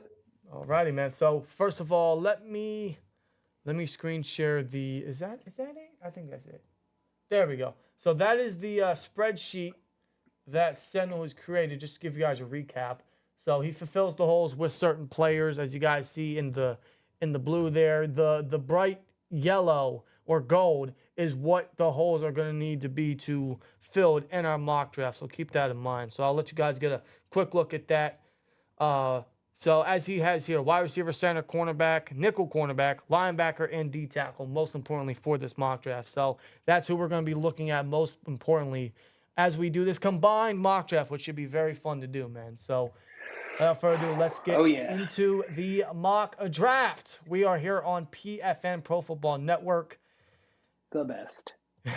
I agree. The most realistic. In my opinion, the most realistic. Some of these are ridiculous AI systems that they use. I think this one is usually pretty legit. Yeah, I agree. Now we already simulated through most of the first round. So right there is JPJ. I mean, I know JJ McCarthy's there. Yeah. No, thank you. No. Like who else? Kool-Aid is great, but so is Cooper. Cooper's there. Cooper DeJean. And this is where it's like, I think everybody assumes DeJean's not going to be there. Like there are just some guys where it's like, this is a simulator. It's not going to get it 100% done. But if there's like a guy, I'm almost positive, ain't no way in hell he's fallen. It would be like a Cooper DeJean or Quinion Mitchell or like Nate Wiggins. Like those guys are. Yeah. Maybe Nate Wiggins just because he's very, very light. He's a very light cornerback. Worry about his weight, but yeah, like the jeans long gone. Oh, easily. So now I would think that they would look at a position like that, like secondary, like corner, if center was off the board, right? And if they solidified tackle. Otherwise, like if JPJ wasn't on the board right now, I'm taking Cooper, but I agree. He's going to be long gone. I mean, his versatility, his production, I mean, he's going to be a great talent. So in the first round, we're going to take JPJ. And I get it. It's not a sexy pick. You know, it's not a super affluent wide receiver. It's not a quarterback. It's not a cornerback, you know, but center is important. The guy snapping you the ball is important. I mean, think about how aggravated we were with Kendrick Green at center and Mason Cole at center. Like, this is a position that needs to get finalized once and for all. Right. No, we seriously do. Like, I couldn't agree more, man. I speak for all Steelers fans when I say we're tired of passing on the top centers in the draft. Solidify that position. Grab your next Hall of Fame guy. Seriously. Right. It's bad enough we passed on two of the best in the league, literally. Especially one twice. Twice, I know. But, so, by the way, we totally didn't even tell the audience what we're doing here. So we're doing the first round, you're doing the second round, and we're just going to go in that same order. Right. go back and forth. Yeah, with it. we're just going to piggyback back and forth, and I'm also going to update our spreadsheet so at the very end we can see the full view of everything we've done, the quote unquote finalized roster. Gotcha. So now round 2. So this is where it gets interesting. Again, things that we need that could be perfect for the value, because it's all about matching the value. I don't think, unless God knows what happens with Deontay Johnson, they're not able to work out a deal with Allen Robinson. I just don't see a world in which you take a wide receiver in round 2 at this point. It could change. As much as I'd love somebody here, I just think there are other guys we need. So I'm thinking right here, this would be a great spot for a D tackle or a defensive lineman or somebody in the secondary. And I think safety, I don't think, unless is Tyler Nubin there, I can't really No, see. he was taken by the Saints 45th overall. Yeah. That sucks, man. That would be perfect. That would. So he's my only guy in round 2 that I'd be like dying to take. So it's going to be a corner or a D tackle. And I feel like I know y'all pretty well. I feel like I know who you might want to target in round 3 in the secondary. So I'm going to go with some people are going to hate this, but let me give you a little bit. I think we got to go D-line here. And the reason why, 2 things. 1, Omar Khan said in his presser a couple days ago, anywhere he's gone, he always finds success from the big guys. Yep. That's offensive and defensive line. Second thing, like I said earlier, Keanu Benton, stud. Montravius Adams, depth. Loudermilk, depth. Liao, hot trash. Larry Ogunjobi, he's another guy that could maybe get cut. I mean, he's $9 million. He's, not done anything that crazy for them. I don't think it happens, but it's a possibility. And then you have Cam Hayward. Cam Hayward's fantastic. He's going to come back for at least one more season, similar to what Ben Roethlisberger did at the tail end of his career. But you could tell that he wasn't in the lineup a lot. He wasn't on the field a lot last year. Like, he wasn't making that much of an impact, as sad as that is to say. So I don't want to be in hell waiting for the next Cam Hayward to pop along. So you're going to call him an old-ass player, and that's okay. But I just think Braden Fisk had a fan-freaking-tastic. Oh, yeah. Fan-freaking-tastic combine. Listen, I'm nitpicky with old-ass rookies. But let me tell you, this guy is an absolute exception. This guy's a stud. The burst, the speed he has off the snap, I thought Benton was fast. This dude might be faster. This dude ran a 4.7. Like, at his size and weight, that shouldn't be possible. No. Click Braden Fisk. That's my guy in round 2. That guy's Steeler written all over him. I love it, dude. I love it. And, there were other guys that I was considering, like Rook, and Michael Hall. But Rook is more of a run stuffer, not an all-around guy. And Michael Hall, I just think there are some concerns there. His height, his size, definitely. His production last year was kind of meh. So let's take our buddy Braden Fisk. I ain't gonna lie. When you were looking at the list, I thought you were going to say T'Vondre Sweat. I mean, I know he's big. I know he's heavy. But, I think Steelers are going to have him on their radar. But Fisk, absolutely. I mean, come on. I think everyone has him on their radar. The guy's just explosive. As soon as the ball snaps, the guy is just quick. He shakes offensive linemen. Like, they are not ready for him. No. And the guy shows on the field. And they've met with the guy. That's the other thing that I think people need to realize, too, is they met with this guy at the Senior Bowl. And, they didn't meet with Sweat either time. I think they might if I had to take an educated guess here, I bet you they think of Sweat as a true nose tackle, and they already have their guy in Montravius Adams. Not saying Montravius is better than Sweat. I'm just saying that's probably what they're thinking. Indeed, man, indeed. All right, Rob, you're looking at the list. Let me tell you, bro, there are about 4 or 5 guys I really like here. Oh, my God. You want to name them off? I love Cole Bishop. You got 2 receivers right there that the Steelers have met with. Javon Bullard, are you kidding me? They love their Bulldogs. They do. Bullard's great. Renardo Green, I'm a big fan of. I love his physicality. Chris Abrams, I think he's solid. I think he'd be a solid slot guy. He could bulk up a little bit, but I think he's solid. Trotter, I have concerns with his missed tackle rate, most importantly, and his size. I think he's a little undersized. Is Sanders still there? Sanders Till. I don't think so. I'll check. Let me check. A cornerback from Michigan. How is he? I mean, I wouldn't think so. Yeah, go to defense, go to cornerback. Yeah, Mike Sanders still. Is this mouse working? Where can I locate the mouse? You're There it is. shaking it. Slow down. Listen, I know you're excited about who's on the board. I get it. All right. Let me see. Let's go to defense. Let's go to cornerback. Knew it. I knew he's still there? I mean, come on. In the third round, are you kidding me? Dude, Listen, that's a steal. And I love and a guy like Bollard, but come on. And I think the thing about Sam Still that a lot of people need to realize, and the reason why I think he could drop into the third round, is he's an older player. He's going to be 24 when the season starts. He's another guy. I don't care that he's old. He's very great. right. Who cares? He's only a slot guy. Like, I don't see this guy playing outside at all. Like, he's going to be like a Mike Hilton, who he, makes sure that he emulates when he plays football. Like, he wants to be like Mike Hilton. And he plays like him too. The way he blitzes off the edge as a corner, yeah, he reminds me a lot of Mike Hilton. But he's older, so people are going to be worried about that, his size, the limitations that he's going to have at just the slot position. But, dude, if you want a guy to just, like, commit to your team and just lay it all on the line for you, Yeah, I'm taking Sanders look Till. no further. You're going to get 6, 7, maybe 8 years out of this guy, man. Yeah, dude, you want a carbon copy of Mike Hilton, look no further than Sanders Still right here. The guy is an impact player. And again, the nickel slot position, we have been struggling. We've had nobody but fill-in since Hilton left. We have nobody at the moment. Right, and again, I really like Renardo Green here. I also like his teammate Jerry and Jones. Javon Bolled's there in the third. But, man, we really need and plus, in the little fringy discussion, you fulfilled strong safety with C.J. Gardner-Johnson. So that would add flexibility to take a nickel corner here, and you got to go the best one in the draft.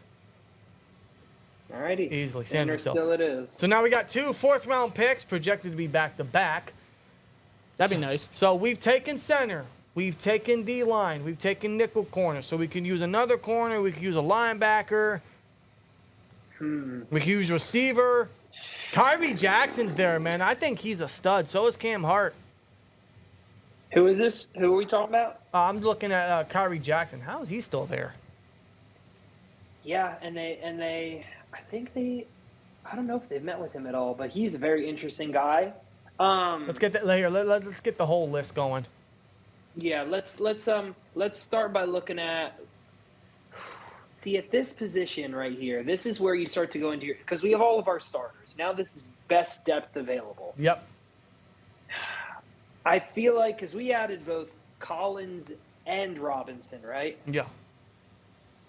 Yeah, I don't know if they'd want to go wide receiver right here. Maybe. As much as I would, maybe. I mean, who do they have at receiver? On the list here, I see Brendan Rice. Oh. Hey, listen, man. Who's to say that they don't do both? They restructure, or all three, a trifecta. They restructure Robinson. They add a depth guy, but they also draft a guy. Who said that they don't do all three? Again, depth and competition. They need it. Yeah. Depth and competition. Rice is there. That's very intriguing. Very. Is Javon Baker there from UCF? Javon Baker is there. Yes, he is. Ooh. That's another interesting guy. What about trying to think. What about You want me to get the wide receiver list up? No, because I think.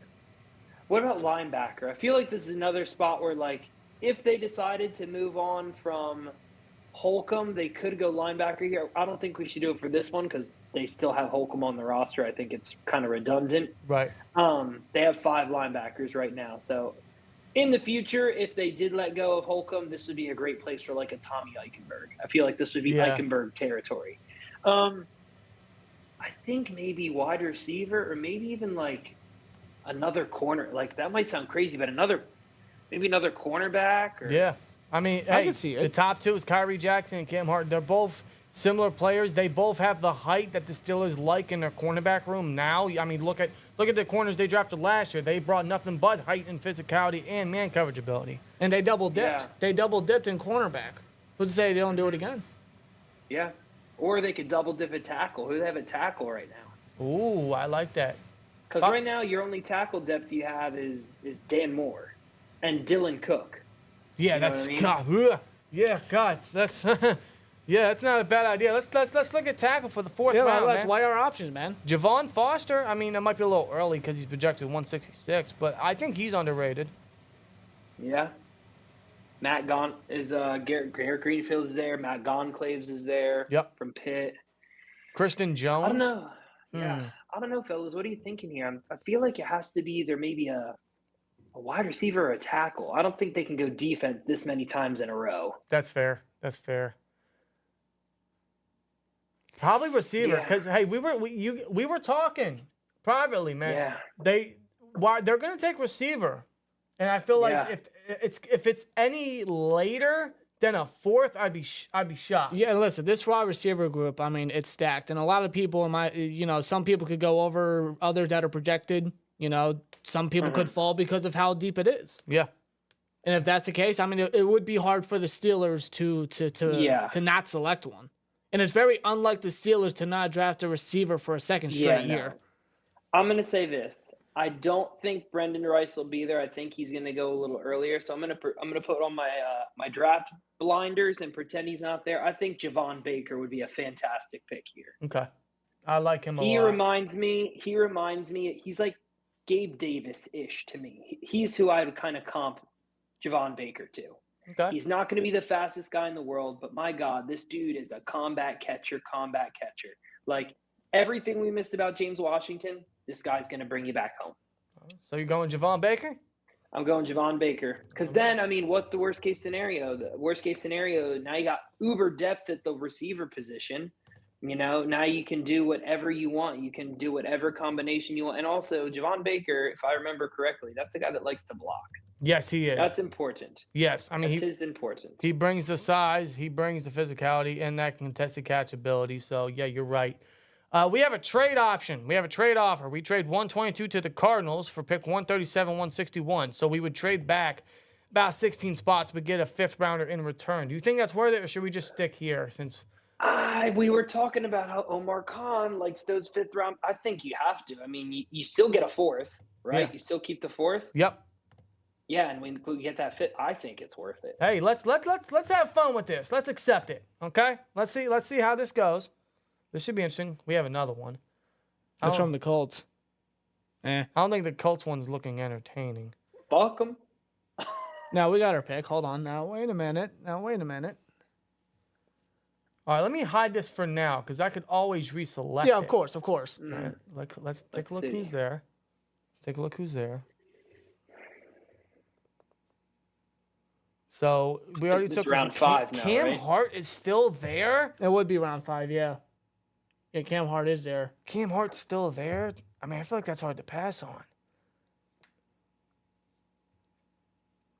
Is MJ Devonshire still there? He's another. Yeah, he's a Pitt Panther, right? Yeah, he should still be there. Yeah. He's interesting because that guy plays a little bit of everything. I don't even call him a cornerback. I call him a defensive back. He kind of just does a little bit of everything. Devonshire is still there. How is Jerrion Jones marked all the way down to 179? That doesn't make sense. The only thing about Cam Hart that worries me is I feel like he just hasn't – he is like the DeMarvin Leal of cornerbacks. It's like he doesn't really know who he is. Okay. That's just my opinion. This is your pick. I'm just spitting some thoughts here. Well, you've done more work into Cam Hart than I have. Only because as of now, I'm projecting them to go corner a little earlier. So I got to do a little more research on some of these later guys. But obviously, MJ Devonshire is going to be a familiar name because he's a Pitt Panther, and Steelers have looked into him. And just from what I've watched, yeah, I mean, he's kind of like a Swiss Army knife, which the Steelers really could use in their secondary. He's Trey Norwood-esque. Yeah. Right. He kind of can do slot. He can go outside. He could be somebody that pushes James Pierre he could be, honestly, if they did take MJ Devonshire here, it's going to be like a competition between him, Barku, Trice, Rush. Like, these are those guys that they're going to have fighting in camp. Absolutely. Like, the top is going to be solidified, and it would be down to these guys. Right. I want to take another quick look down at this list. Tyler Davis is there from Clemson. They've shown interest in him. We could always double dip at D-line if they really wanted to. Other than that, I mean, there's not a lot of other crazy names that entertain me right now. Any other tackles available? Because I know this tackle class is deep. Yeah. So you could get a pretty good guy at 5 that really is more like a 4th-round talent. Matt Goncalves is still there. Tyke Smith is there at safety. Although we have already selected Sanders Till, and Tyke Smith is going to be a slot corner at the next level. But, I mean, he is there. I mean, you want to add depth, you could do that. Right. Rob, what are you thinking? See, Tyke Smith is him on the board is interesting to me because it's a possibility we could double dip at him because of what he did in Georgia in the slot. He's got that safety build for sure. He could be that safety depth, but when it comes to nickel corner, I could see them maybe expressing interest in getting 2 slot guys, kind of like what they did back in the cornerback group they had when Sutton and Hilton were in the slot, when they shared reps, when they split the reps, and how dynamic it was there. I could see that. Just throwing it out there. Just throwing it out there. Keep in mind, we got Rowe. Well, projectally, we got Rowe. We got Casey.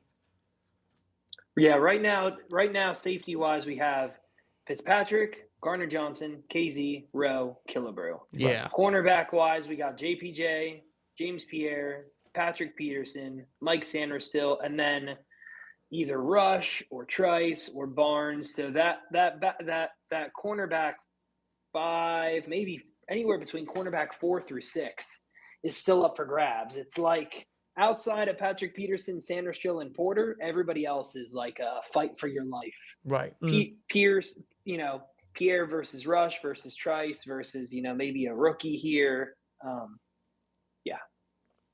Let's see here. I'm thinking corner. I feel like they might double dip a corner. It's not a bad idea. No, it's not. We could all use some extra corner depth. That's not a terrible thing. Either I'm thinking corner or tackle. I agree. I think maybe one of those 2 positions. Because, again, remember, your backup tackles right now are Dan Moore and Dylan Cook. Shit, I already made up my mind. You ain't got to say nothing more. Now, I'm between Goncalves here or Javon Foster. I think Foster is a stud. I think he's underrated. You got Christian Jones there a little later, but yeah. And they met with Foster. They met with Foster at the combine. Yeah. Now Foster is primarily a left tackle, so he doesn't have that swing versatility. But maybe they like that in Dan Moore. So Rob, what are you thinking? It's gonna be one of these 2. Yeah, I mean, I think Foster's kind of a under the radar type of guy. A good, solid depth piece, especially early into his career. Yeah. He was pretty productive in Missouri. Just to buff up the offensive line even more, especially at the tackle position. And they could always kick Dan Moore to right tackle. If he's a backup, you can do whatever the hell. You're fighting for your life for a roster spot. If you say go to the right, he says yes, sir. Like it's not like we got it. I think he'll be a swing tackle. I think Dan Moore will take over Chuk's position. Yeah. But you also got to look at Goncalves. He has more of that swing ability because he was a right tackle his first 2 years, I think, or mostly his first 2 years before switching to left. I know with him too. Yeah, they have. And I think, correct me if I'm wrong, didn't he get hurt last year? He didn't play a lot. I don't think he did. But I know the year prior, he didn't allow a lot of sacks. Or any sacks for that factor. Okay. So, we're going to go to Pitt Kid. We're going to go to Pitt Kid. I know that might give some guys PTSD because of Kenny Pickett, but, I mean, I'm not going to let that shy me away from drafting. Hey, more swing tackles added to the team, more swing ability. Well, let's be honest. Dan Moore is not a good swing. And I don't think, listen, this is his last year in his rookie year. I don't see him staying. No, I mean, so drafting his supposed replacement to be that swing guy, I mean, it's something to look at for the future. Yeah, absolutely. So I like that. I like that pick there. So now you have the pick here in the 4th round. You thinking 5th?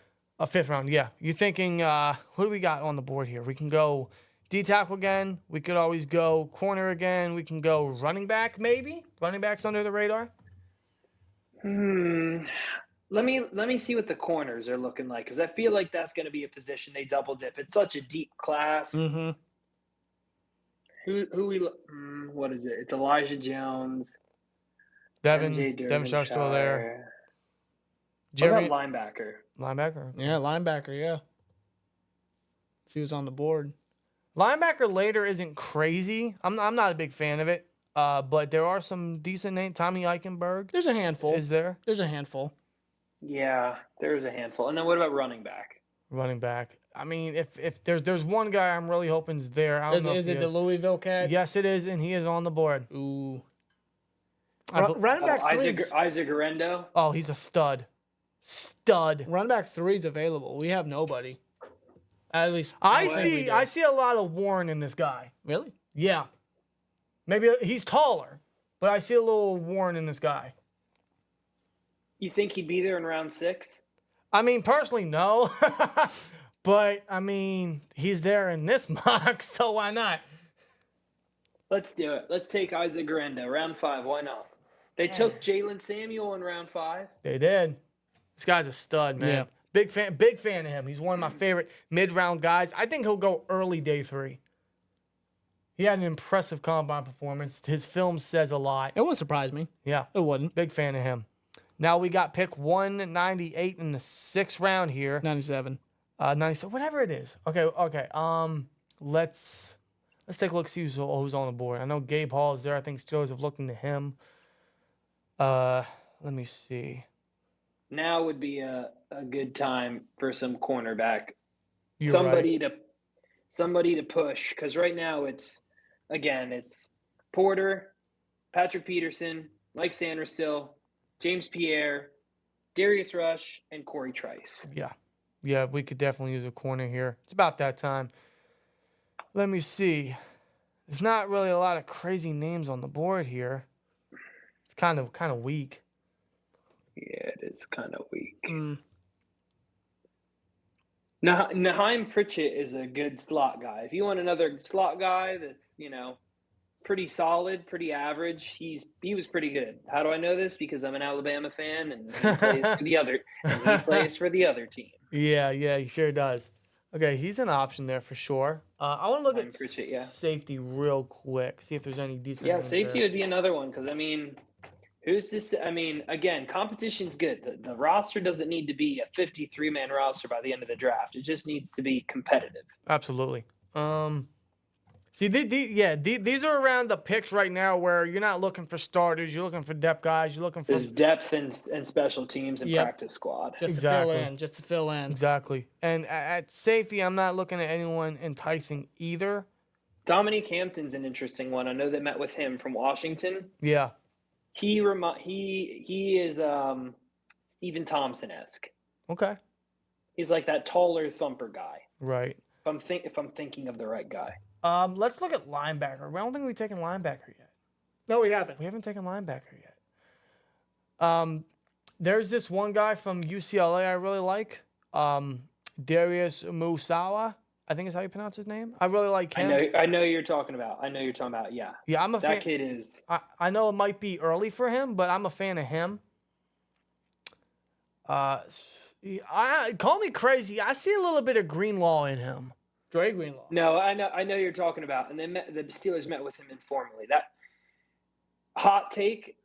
He's going to be a starter on somebody's roster next year. Might not be us. He's going to be a starter somewhere. That kid he's very good. Yeah, man. He's got a lot of hustle. Yeah. A lot of work ethic.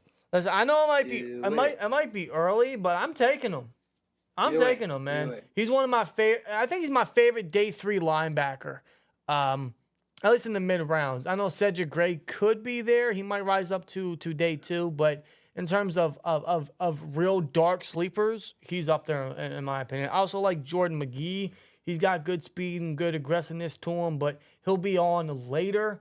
Thus, we're gonna go Darius here. Yeah, I like Darius's play on the field. Yeah, I've kept my eye on him for about a couple months. now. He's just a stiff hitter. Yes, he is. A hard hitter. And he has a good feel in coverage, man. Very impressed by his coverage ability. Indeed. I think he'll fit better in a 4-3, but as a 3-4 off ball backer, I think he could still produce somewhere. We have a trade offer here. We would trade the 238 pick and a 7th rounder next year. No, in 2025. Yeah, next year. Yeah. Fuck, we're in 2024. 2025 for picks 253 and 254 back to back. Are you interested in that, or you just want to finish this mock off? I say we just finish it off. Call this puppy and go bed. Sounds good to me. Sounds good to me. All right, let's get all the options on the table here. Who you liking here, man? What do we have? What don't we have? That's a real better question. Could still take corner if there's anyone enticing enough. Weirdly enough, go to edge. I'm curious. Oh, I like your thinking. Okay. Let's go to edge.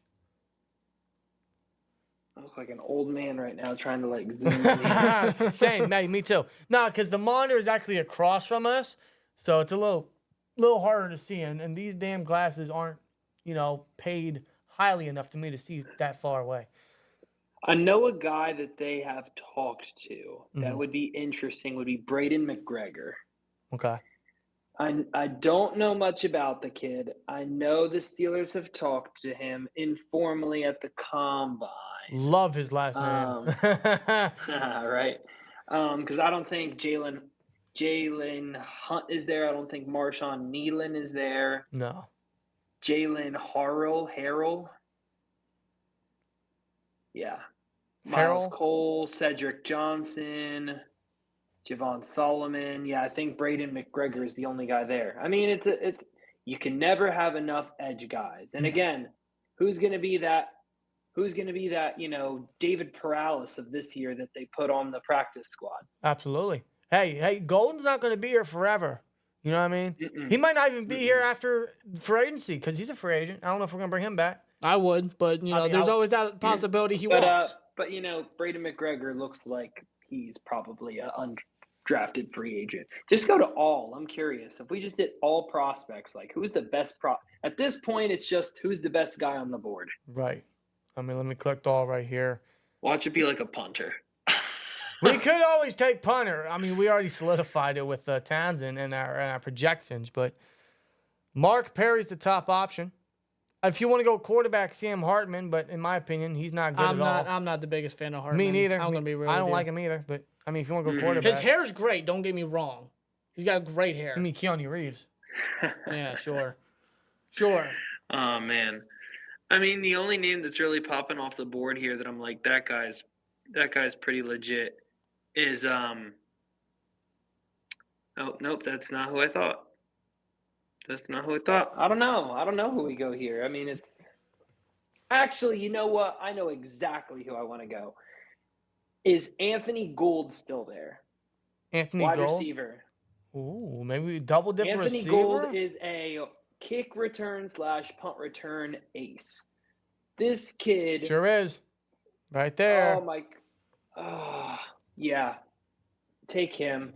Just for shits and giggles. I know the people in the chat are probably like, screw that guy. Who the hell is Anthony Gould? Mark my words, that kid is a punt return and kick return phenom. I mean, that's literally what he does. And listen, Calvin Austin can't do it all. He's a great return specialist, but he can't be the lone guy that does it. He's going to need, a complimentary piece. Right. And again, at the end of the day, I'm just trying to spark competition. I'm not trying to find every guy for the 53-man roster. Yeah. So I've updated the sheet here. If you want to just pull it back up one more time for the kids at home, and we can just see in summary what we've done for the past almost 2 hours now. Yeah, I mean, there you guys have it. There's the mock draft right there. Jackson Powers Johnson, Braden Fisk, Mike Sandsville, Javon Baker, Matt Goncalves, Isaac Garano, Darius Muasa. I totally botched that. Anthony Gould. There you have it. There's our combined mock this year, pre-free agency, but also under the assumption that certain holes are filled. So there you have it. And yeah, let me switch back to so we can see everything. How beautiful it's going to be. Look at all those colors. There you go. Everything's filled. Everything is filled. And then you just, you bring more guys in. So you have like 90 guys, and then you just have them compete. Shit, let me move this. I just realized the screen is completely off center. Yeah, fix it, There bro. we go. There. There you go. Now you guys can get a better view. Yeah, everything is completely filled. There you have it. There you have it. So, as you see, the ones in green are the rookies that we just drafted in the mock. The ones in bright light sky blue is the ones we added in free agency. So there you have it. So those are kind of free agency and mock draft projections. So this was fun, man. This was awesome. Yeah, this was definitely something different. I've been wanting to do it for a while, and what a great way to celebrate us working together for 5 years, man. Where does the time go? I don't know, man. I couldn't tell you, but it's crazy, man. 5 years we've been doing this. I look forward to it every single year. It's always a joy. It's always fun just to split opinions, split mocks, and now this year combine mocks, and especially with this Russell Wilson news now, just a lot of great talking points tonight, man. It was always good to chat with you, man. If Russell Wilson ends up becoming a Steeler, you're gonna have to close every single thing instead of with the piece. It's gonna be a. Oh God! Hey, no. you know what? For this occasion, since it's newsworthy, we'll do it tonight. We'll do it tonight. Deal. Oh my dude! Why the fuck not? So, otherwise, man, anything else you want to say before we get on out here for tonight? As always, it's been an absolute pleasure.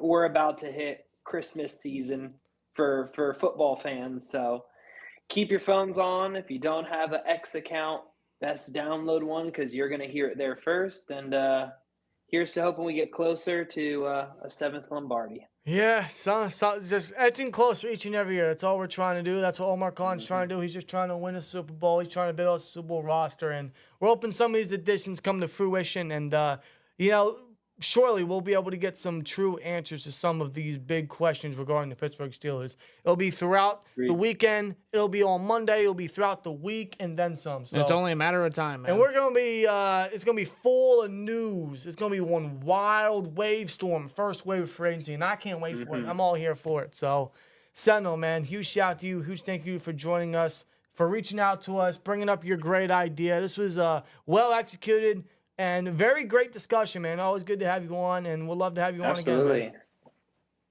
So, Absolutely. I can't wait to be back. Absolutely. So with that being said, man, we're going to get on out of here. We're going to enjoy the rest of our night. Try to get as much sleep as we can.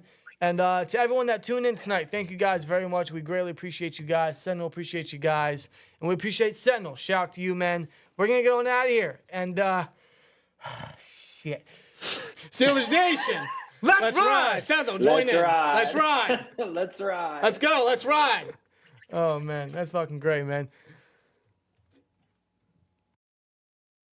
Shit, now I gotta get a soundbite for it. I guarantee you, dude, once Russell Wilson signed, I'm getting a soundbite that says, let's ride. It's happening. It's happening. Not only a soundbite, I'm gonna make it an emote for the STN members. Oh, good God. Please, God, do that. Well, gents, I can't wait to see the video when it comes up. I think we all did a really great job tonight. Again, if you ever want to do anything in the future, I'm always here to collab and get some rest. Of course, man. It's always a blast. Always a Get blast. some well-deserved rest, all right? Yeah, and the feeling's mutual, man. It's always a pleasure. All righty. I'll take care. Yes, sir. See you guys.